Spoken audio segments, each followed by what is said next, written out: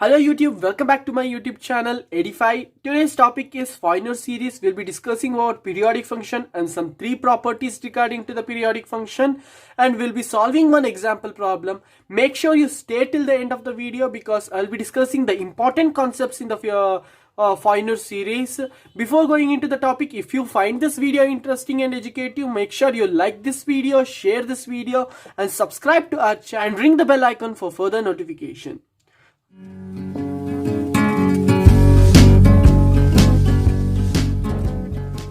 Today's topic is Fourier series. Let us learn about periodic function. What is a periodic function and what function can be defined as periodic? Let us consider f of x. Here f of x is a function. We know that f of x is a function. Now how to prove that f of x is a periodic function? They are saying that let f of x be a periodic function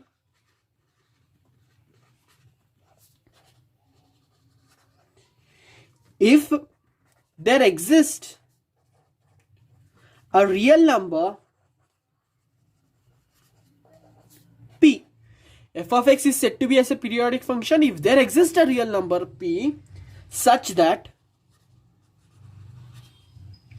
f of x plus p is equals to f of x. So if a function is said to be a periodic function, then there must exist a real number called p such that the f of x plus p is equals to f of x for all x. Then this is called as a periodic function. For example, let us take as sin x as a function. Let us take f of x as sin x. So sin x is a function. Sin x is a trigonometric function. So as sin x in sin of x plus 2 pi is equals to sin x. So sin x is a periodic function with period 2p. So sin x is a periodic function with a real number. It's having a real number called 2p such that f of x plus p, that is x plus p, is equals to f of x. So sin x is a periodic function with period 2 pi. I hope you understand the concept of periodic function. Now let us discuss about some of the three main properties in periodic function. The first property is linear combination of two periodic function with same period is also periodic. So the property 1 states that linear combination of any two periodic function with same period is also periodic. So they are taking any two periodic functions with same period. They will be having same period. So then their linear combination will also be periodic. This can also be said like this can also be stated as that f of x and g of x be two periodic functions. P of f means p dot f means periodic functions. So we are taking two functions f of x and g of x which are said to be in periodic function with same period p, and let a and b be two constants. Therefore they are saying that f of x and g of x are periodic function with same period p. Then linear combination of these two functions, that is a of f of x plus b of g of x, is also periodic function. We have to prove this. The linear combination of two periodic function with same period is also periodic. So proof. We know that f of x and g of x are any two periodic functions because they are given in the statement with period p. Therefore f of x plus p is equals to f of x and g of x plus p is equals to g of x for all x. Let us put p of x is equals to a of f of x plus b of g of x. Let us take it as let us take phi of p, will get confused. Let us take phi of x, some other function, that is a of f of x plus b of g of x. So phi of x plus p, in place of x I am putting x plus p. So a becomes a of x of f of x plus p plus b of g of x plus p.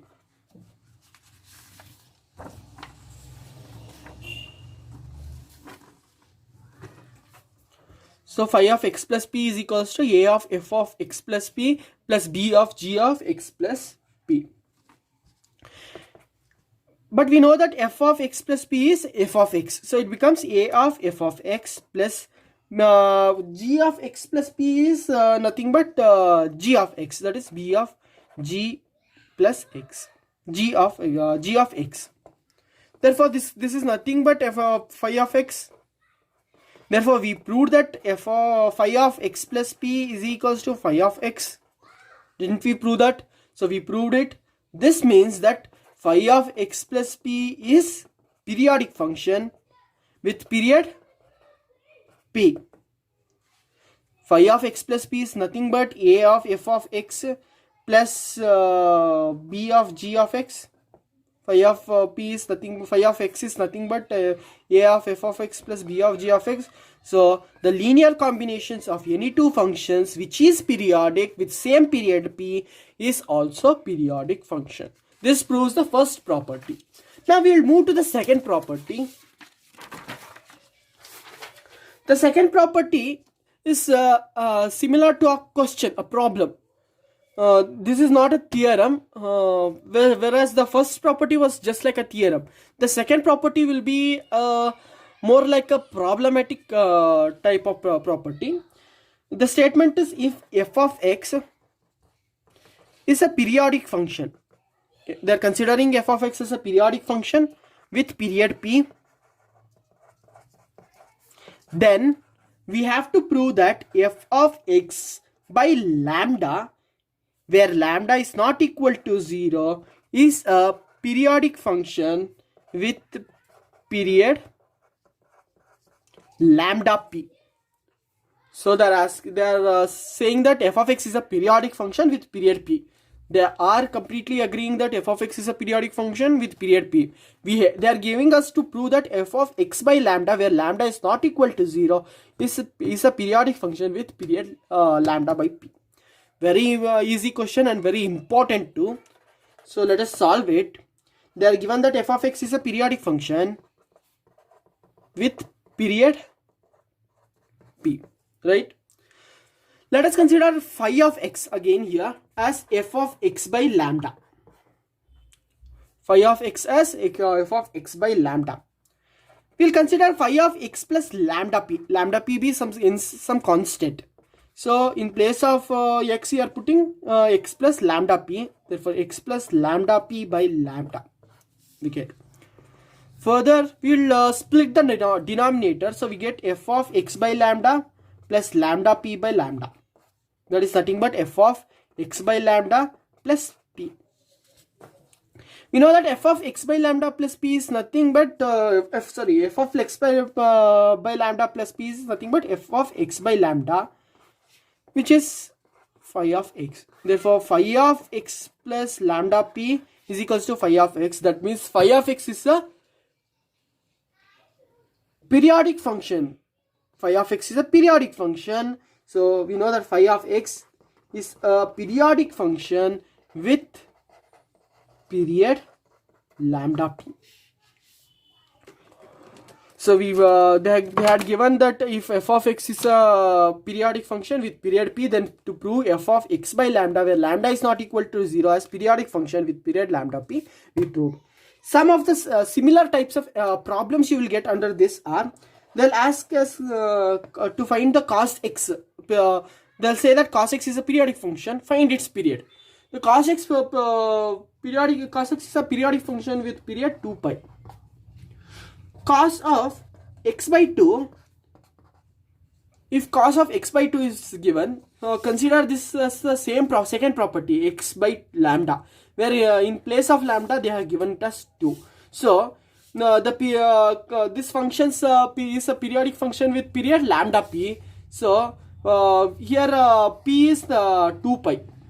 P is equals to 2 pi because cos x is a periodic function with period 2 pi. So cos x by 2 is a periodic function with period lambda p, that is equals to lambda. In place of lambda you have 2 and in place of p you have 2 pi. That is nothing but 4 pi. Similarly, you can solve for cos of x by 5. You will get 10 pi. like that. So it completes the second property. This is an important concept for solving problems. We'll move on to the third property and the final property.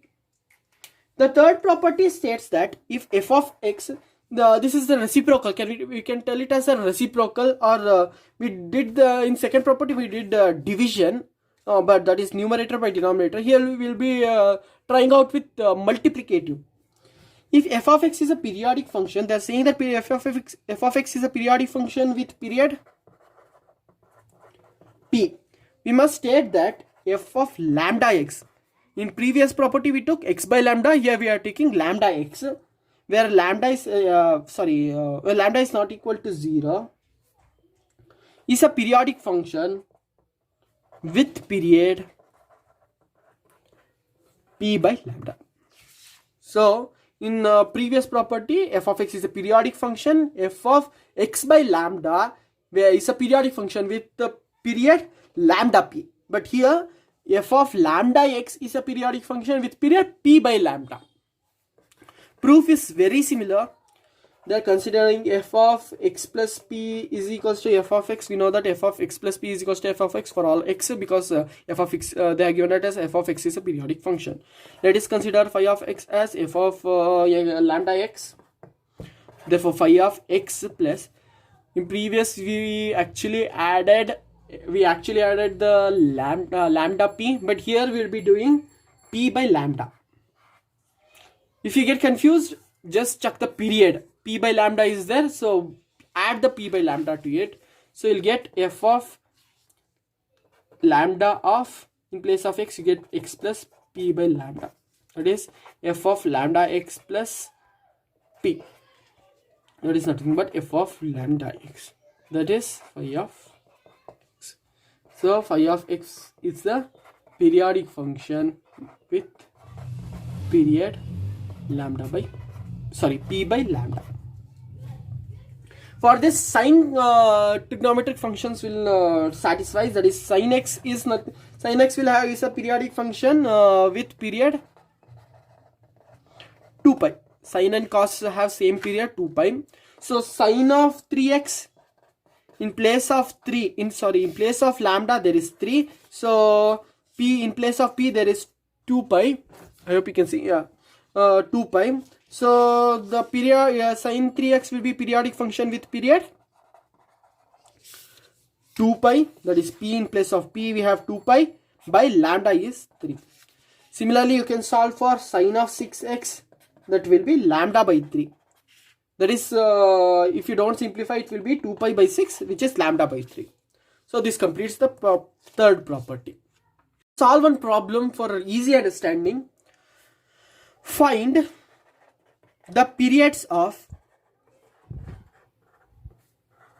functions sine square x, cos square 4x. We'll solve for both. By trigonometric functions, we know the sine square x can be written as half of 1 minus cos square x, cos 2x. We know that sine square x can be written as half of 1 minus cos 2x. We know that cos x is a periodic function with period 2 pi. Cos 2x is a periodic function with that is nothing but f of lambda x. So the f of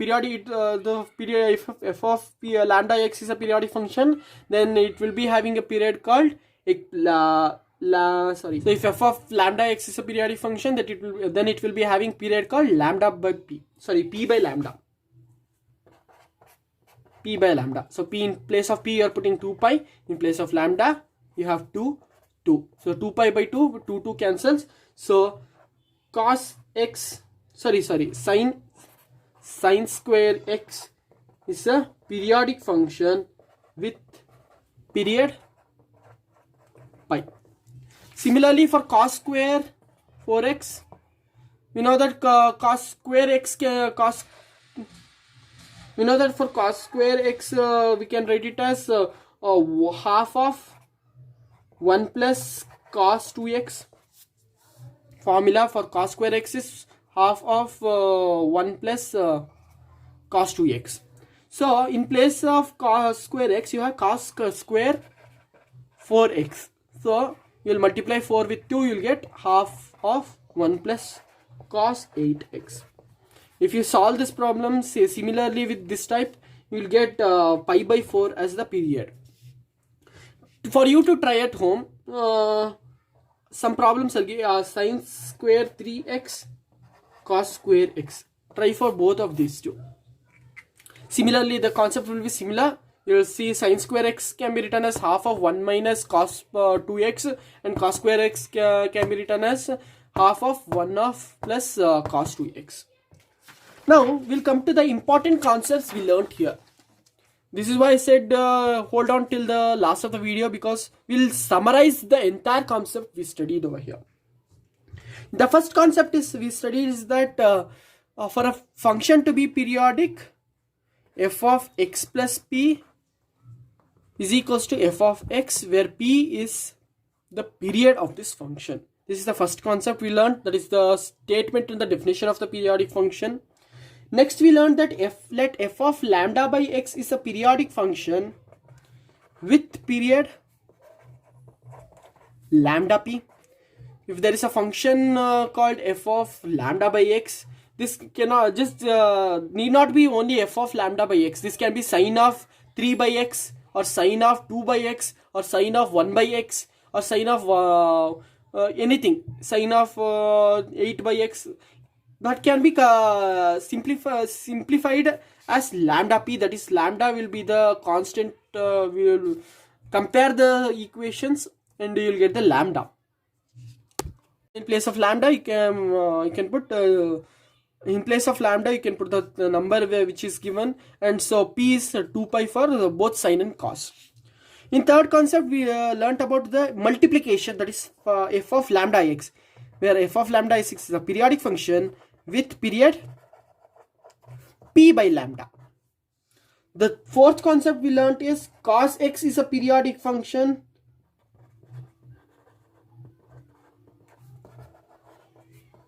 with 2 pi, and sin x is a periodic function with same period 2 pi. So these are the important concepts we learnt in this video. If you find this video interesting, make sure you like us, share the video, and subscribe to our channel. Thank you. In the next video, I'll be discussing very important concepts regarding the Fourier series. So make sure you check the video. I'll be putting it in the playlist called Fourier series. This will be important for both engineering and BSc. Thank you.